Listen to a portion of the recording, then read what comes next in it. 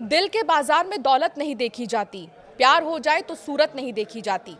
सोनम मिल चुकी है। सोनम रघुवंशी जो लंबे समय से लापता चल रही थी, आखिरकार सोनम मिल चुकी है। गाजीपुर में सोनम मौजूद है। कई सारी बातें सामने आ रही हैं सोनम के मिलने के बाद। वो सारी बातें हम आपको बताएंगे और अब तक क्या हुआ है ये भी हम आपको बताएंगे कि आखिर सोनम गाजीपुर तक पहुंची कैसे। बने रहिएगा हमारे साथ, पूरा वीडियो ध्यान से देखिए। नमस्कार, मैं हूं आपके साथ अंशिका पाठक। इंदौर से नया कपल जो गया था हनीमून मनाने के लिए, पहले वो गुवाहाटी जाते हैं, गुवाहाटी के बाद वो शिलोंग जाते हैं, लेकिन अचानक से वो लापता हो जाते हैं। कोई फ़ोन नहीं लग रहा, कुछ संपर्क नहीं हो पा रहा दोनों से। बहुत सारी बातें सामने आ रही थी, परिवार वाले परेशान हो रहे थे।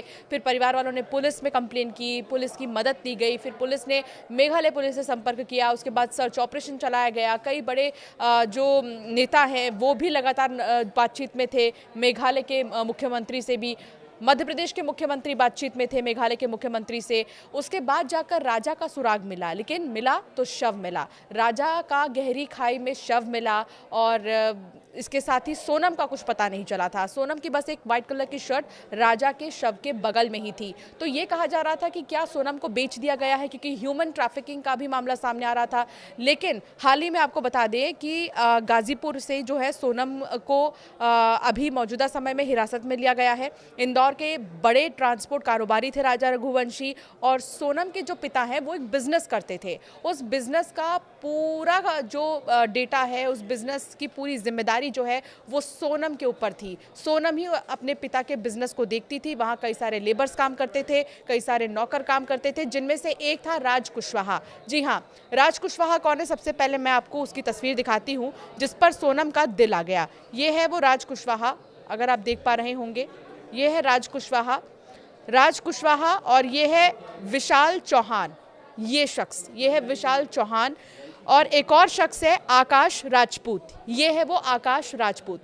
तो ये जो तीन लड़के आप देख रहे हैं, ये लगातार सोनम के साथ में संपर्क में थे, और जब ये हनीमून पर गए थे तो इन्हें सुपारी दी गई थी हत्या की सोनम की तरफ से। अब देखिए कि कितना घोर कलयुग आ गया है कि यहाँ पर सोनम जो है, जिससे उसकी शादी हुई थी, कहा यह भी जा रहा है कि मैट्रिमोनियल साइट से दोनों की शादी हुई थी। 4 महीने पहले ही दोनों का रिश्ता तय हुआ था और फिर शादी की तारीख निकल गई। लेकिन सोनम शादी से खुश नहीं थी, ये खबरें भी आ रही हैं। लगातार ये कहा जा रहा है कि सोनम शादी से मना कर रही थी, बावजूद इसके उसकी शादी करा दी गई। शादी करने के बाद जब दोनों हनीमून पर जा रहे थे तो सोनम ने ही 9 लाख रुपए बैंक से निकाले थे। इसके अलावा सोनम ने ही कहा था राजा रघुवंशी को कि वो गहने पहन कर चले। अब पूरे मामले को थोड़ा ध्यान से अगर आप समझेंगे तो आपको समझ में आएगा कि कैसे सोनम जो है वो किसी भी तरह चाहती थी कि राजा रघुवंशी को वो अपने रास्ते से हटा दे, क्योंकि उसके और राज के बीच में राजा रघुवंशी आ रहे थे।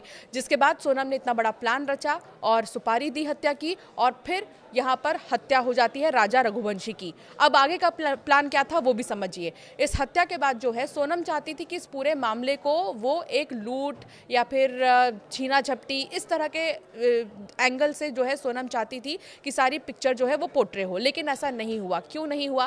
क्योंकि सोनम का जब सुराग नहीं मिल रहा था तो लगातार सीसीटीवी फुटेजेस खंगाले जा रहे थे।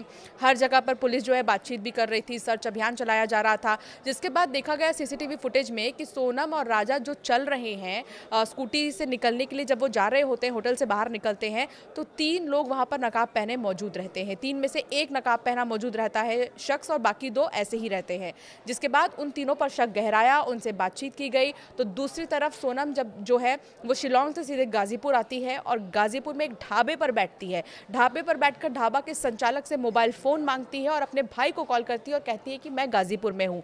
डरी सहमी रोते हुए, ढाबा संचालक का यह कहना है कि सोनम बहुत डरी हुई थी, और फ़ोन पर जब वो बात कर रही थी अपने भाई गोविंद से तो वो बता रही थी कि वो गाजीपुर में है, और बहुत ज़्यादा वो जो है घबराई हुई सी नज़र आ रही थी। हालांकि गोविंद ने जैसे ही उसको पता चला कि सोनम जो है वो गाजीपुर में है, उसने फ़ौरन वहाँ पर पुलिस को बोला। फिर पुलिस ने सोनम को अभी हिरासत में लिया है, जिससे पूछताछ जारी है।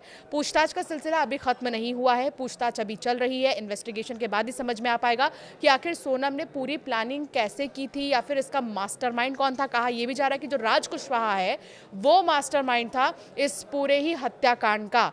तो सोनम और राज कुशवाहा दोनों को ही एक साथ रहना था और दोनों ही एक दूसरे से प्यार भी करते थे। लेकिन आप देखिए कि इन दोनों के बीच में राजा रघुवंशी आ रहा था, इसलिए उसकी हत्या कर दी जाती है। फिलहाल इस मामले ने एक बार फिर से मेरठ का वो मामला जो है याद दिला दिया, जिसमें मुस्कान आपको याद होगी, जिसने अपने बॉयफ्रेंड साहिल के चक्कर में सौरभ अपने पति को, जो कि मर्चेंट नेवी में ऑफिसर था, उसको मार डाला था और ड्रम में जो है शव के कई सारे टुकड़े मिले थे।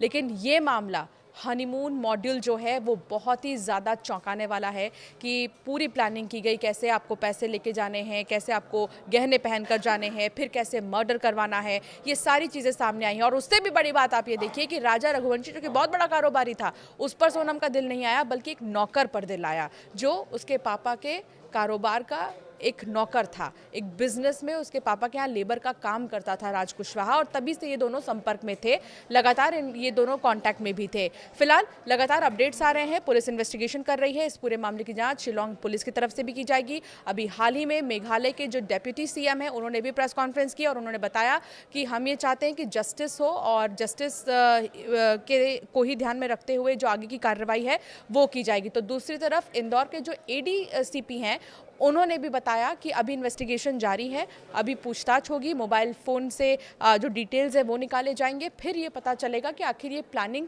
कब की गई थी और कब इसे अंजाम दिया गया था।